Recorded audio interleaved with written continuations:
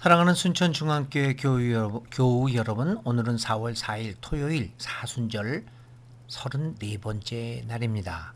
오늘 이른 아침 주님 앞에 나와 기도하면서 하나님의 말씀을 생각하고 하나님께 오늘 하루의 삶도 부탁드리는 우리 사랑하는 교우들에게 한량없는 은혜와 건강이 함께하기를 간절히 바랍니다. 벌써 6주째 접어드는 이 시기에 정말 어려운 시기이기는 하지만 그러나 하나님을 향한 열정과 사랑을 깊숙이 간직하면서 오늘도 주님 앞에 나아가고 또 주님과 동행하는 귀한 하루가 되시기를 간절히 기도드립니다. 우리 모든 목회자들은 여러분들을 위해 기도하며 하나님 앞에 간절히 간구하고 있습니다. 사랑하는 교우 여러분, 오늘 4월 4일 토요일 하나님 앞에 드릴 찬양은 212장입니다. 겸손히 주를 섬길 때 212장으로 하나님께 영광 돌리시기를 바랍니다. 그리고 오늘 4월 4일 오늘 읽을 하나님의 말씀은 마가복음 10장 32절부터 34절까지 있는 말씀입니다. 제가 읽겠습니다. 이렇게 기록되어 있습니다. 예루살렘으로 올라가는 길에 예수께서 그들 앞에 서서 가시는데 그들이 놀라고 따르는 자들은 두려워하더라. 이에 다시 12 제자를 데리시고 자기가 당할 일을 말씀하여 이르시되, 보라, 우리가 예루살렘에 올라가노니 인자가 대제사장들과 서기관들에게 넘겨짐에 그들이 죽이기로 결의하고 이방인들에게 넘겨주겠고 그들은 능욕하며 침뱉으며 채찍질하고 죽일 것이나 그는 3일 만에 살아나리라 하시니라. 아멘. 기록된 하나님의 말씀입니다. 오늘 읽은 이 말씀은 마가복음 10장에 속해 있는 말씀으로 이 마가복음 10장에서는 율법에 대하여 여러 가지로 설명하는 대목들이 많이 나옵니다. 특별히 10장 1절부터 12절에는 이 가정에 대한 이야기로서 율법이 규정하고 있는 이혼에 대하여 예수님께서는 새로운 해석을 더하십니다. 많은 사람들은 율법에 대하여 그 율법 조항들을 적용하는데 어떻게 적용하느냐, 이것을 가지고 많은 토론을 벌였습니다. 그런데 예수님은 율법 문제에 있어서 율법 조항의 적용보다는 그 조항이 생기게 된 근본 정신이 무엇인가, 이것에 대하여 집중하셨습니다. 그래서 그분은 이러한 그 이혼법이라든지 여러 가지 가정에 대한 법에 있어서도 그것이 제정되게 되어진 기본 정신이란 게 무엇인가 라고 하는 것들을 강조하십니다. 정말 이 말씀은 굉장히 우리에게 중요합니다. 우리가 신앙을 갖고 또 하나님의 말씀을 따르고 성경을 해석하고 성경을 읽고 그러는데 가장 중요한 것이 뭐냐면 그 속에 잠겨 있는 하나님의 뜻입니다. 본질입니다. 본래 기본 근본적 정신입니다. 가치관의 문제입니다. 그래서 어떤 것이 과연 무엇을 위하여 이러한 규정들을 제정하였는가 라는 것을 생각하며 그 성경 말씀들을 우리가 묵상해 보아야 할 것입니다. 계속해서 이제 10장에서는 이제 하반부에 와서는 특별히 오늘의 말씀이 시작되기 전에 17절부터 27절까지 예수님은 부자와 하나님의 나라에 대하여 이야기를 합니다. 부자 청년이 예수님을 찾아옵니다. 그는 하나님 나라에 대한 관심이 있었지만 결국 자신이 소유하고 있는 부로 인하여 하나님 나라에 접근하지를 못한 채 돌아갑니다. 그가 하나님 나라를 몰랐던 것도 아닙니다. 하나님 나라에 대하여 관심이 없었던 것도 아닙니다. 그런데도 그는 하나님 나라에 들어가지를 못합니다. 하나님 나라에 가까이 가지를 못합니다. 그것은 오직 한 가지 이유였습니다. 그가 가지고 있는, 소유하고 있는 부 때문이었습니다. 그러면 부를 가지고 있는 사람들은 다 하나님 나라에 접근하지 못하느냐? 그렇지 않습니다.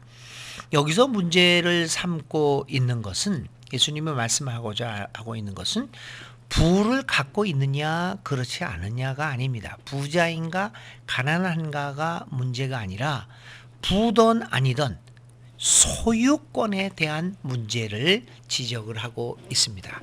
소유가 무엇인가? 물질의 소유에 대한 개념이 뒤바뀌지 않고서는 하나님의 나라를 접근할 수 없다는 겁니다.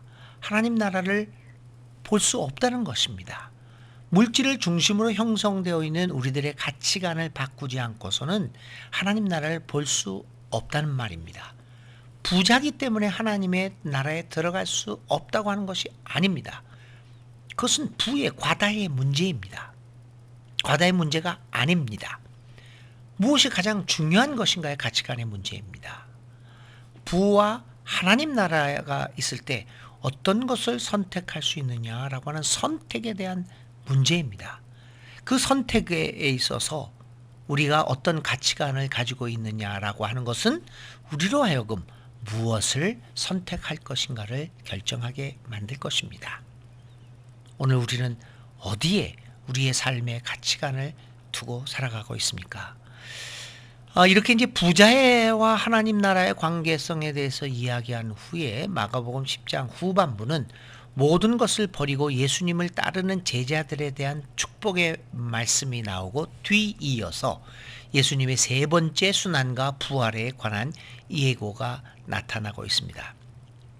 자, 이렇게 부자에 대한 하나님 나라의 관계성을 이야기하자 예수님의 제자 중에 베드로가 질문을 합니다. 주님, 저희들은 모든 것을 버리고 주님을 따랐습니다. 앞으로 우리는 어떻게 되겠습니까?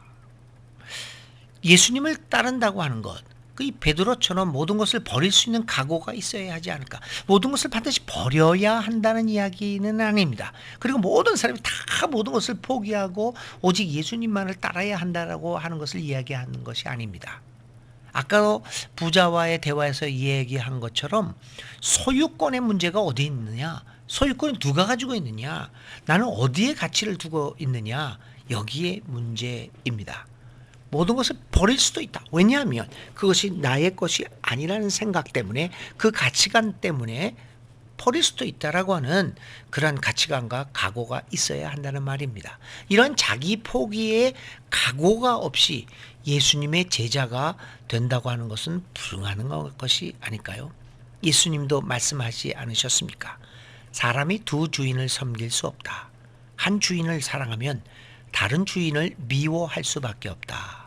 여기에 미워한다는 것은 증오라는 얘기보다는 덜 사랑한다는 뜻입니다. 사람이, 그러니까 이 말을 다시 한번 해석을 해보면, 사람이 두 주인을 똑같이 사랑할 수 없다. 똑같이 섬길 수 없다. 한 주인을 사랑하면, 한 주인을 섬기면 다른 주인을 덜 사랑하고 덜 섬길 수밖에 없다는 말입니다. 선택권의 문제입니다. 가치관의 문제입니다. 어디에 더 중요성을 두고 있느냐, 우선적 가치를 두고 있느냐라고 하는 문제가 되겠습니다. 오늘 우리는 어떤 위치에 있는가?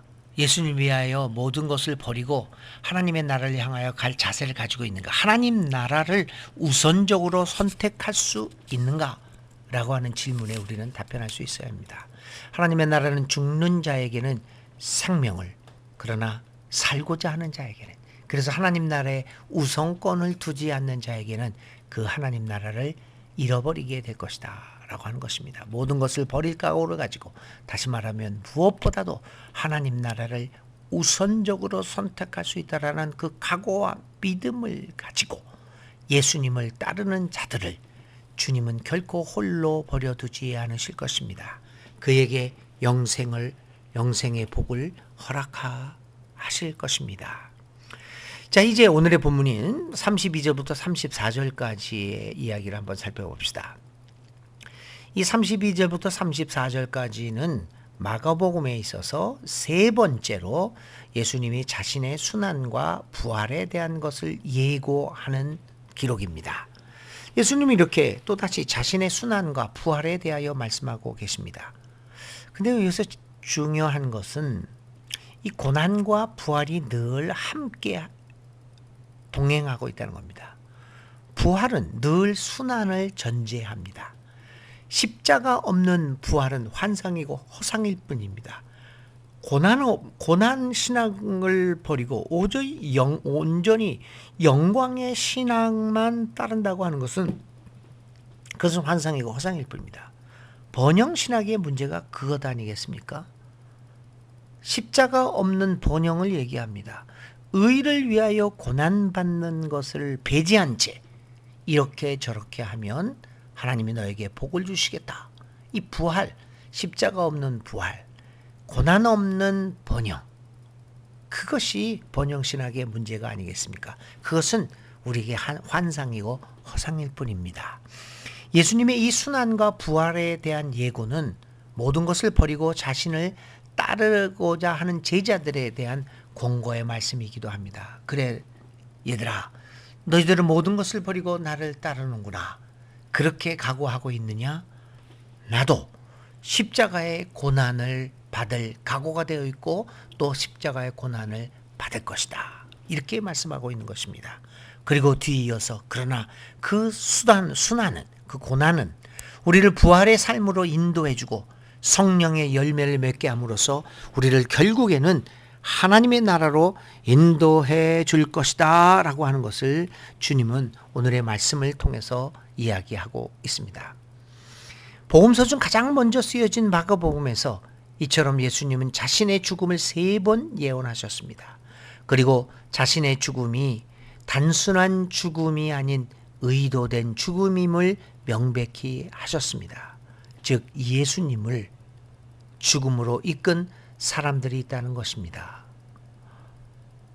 바로 이 예수님을 죽음으로 이끈 사람들은 마가복음 전체에서 3번에 걸쳐서 나오는데 이렇게 얘기합니다. 첫 번째 예언, 마가복음 8장 31절이죠. 그 첫 번째 예언에서는 그 당시 모든 종교 지도자들, 장로들과 대제사장들과 서기관들이 예수님을 죽음으로 이끕니다. 두 번째 예언, 마가복음 9장 31절 이하에서는 사람들, 즉 무리가 예수님을 죽음으로 이끕니다. 세 번째인 오늘의 예언인 오늘의 본문에서는 마가복음 10장에서는 예수님을 죽음으로 이끄는 사람들이 종교 지도자들의 사주를 받은 이방인들이 예수님을 죽음으로 몰고 가고 있습니다. 결국 세 번째 예언과 같이 주님은 같은 이 민족인 유대인과 종교 지도자들과 이방 사람인 로마 총독에 의해서 죽음을 맞이합니다. 여기에는 주님을 따라다니던 한 제자의 배신도 한 몫을 하고 말았습니다. 십자가에서 죽음이라는 말로 표현할 수 없는 육신의 고통도 고통이지만 주님께서는 마음이 참 아프셨을 것 같습니다. 따라다니던 한 제자의 배신, 환호했던 군중들의 돌아섬, 말도 안 되는 이유로, 터무니없는 이유로 자신을 죽음으로 몰고 가는 같은 민족인 종교 지도자를 보면서 얼마나 고통이 더했을 것입니까? 그런데 주님은 자신의 죽음에 관여한 사람들의 그 악함을 보지 아니하시고 화를 내지 아니하시고 오히려 그들의 약함을 보시며 십자가에서 기도하시기도 하셨습니다. 주여 저들 용서하여 주옵소서. 자신들이 무슨 일을 하는지 모릅니다. 사랑하는 교우 여러분, 오늘 우리들은 내가 하는 일이 무엇인지를 모르면서 예수님을 십자가에 못 박고 있는 것은 아닙니까? 내가 도대체 무슨 일을 하고 있는지 모르면서 우리는 교회를 욕되게 만들고 있지는 않습니까? 내가 하는 일이 도대체 무엇인지를 모르면서 우리는 이웃을 상하게 만들고 있지는 않습니까? 이처럼 우리들은 악한 사람들입니다. 그런데 주님께서는 오늘 우리의 이 같은 악함을 보지 아니하시고 우리의 약함을 보시는 은혜를 베풀어 주십니다. 우리의 악함이 아니라 우리의 약함을 보심으로 우리를 구원해 주시는 주님의 은혜가 아니었다면 오늘 우리가 구원을 받지 못했을 것입니다.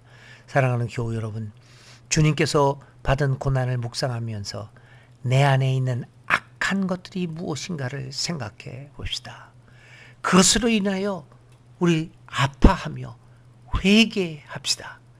그러나 나의 악함이 아니라 나의 약함을 있는 그대로 받아주시는 주님의 그 사랑을 깊이 생각하며 나를 이렇게 받아주시는 주님을 생각하며 내 이웃들의 악함을 보지 말고 내 이웃의 약함을 보며 사랑으로 대하겠다고 하는 결단을 하는 우리 이 40일간의 사순절 기간이 될 수 있으면 좋겠습니다. 주님의 우리의 약함을 보시고 우리 약한 그대로의 모습을 받아주시는 주님의 은혜 가운데 오늘 하루도 든든하게 살아가는 교우들이 다 되시기를 바랍니다. 오늘의 기도드립니다. 사랑이신 하나님, 나의 악함이 아니라 나의 약함을 보아주시는 주님의 사랑으로 나음을 입어 구원자로 구원받은 사람으로 믿음의 길을 가게 해주시니 감사합니다. 주님, 주님의 사랑을 경험한 내가 이제 오늘 나의 삶에서 만나는 이웃을 향하여 주님의 그 마음으로 사랑하게 하여 주옵소서. 예수 그리스도의 이름으로 기도를 드립니다. 아멘. 오늘의 실천입니다.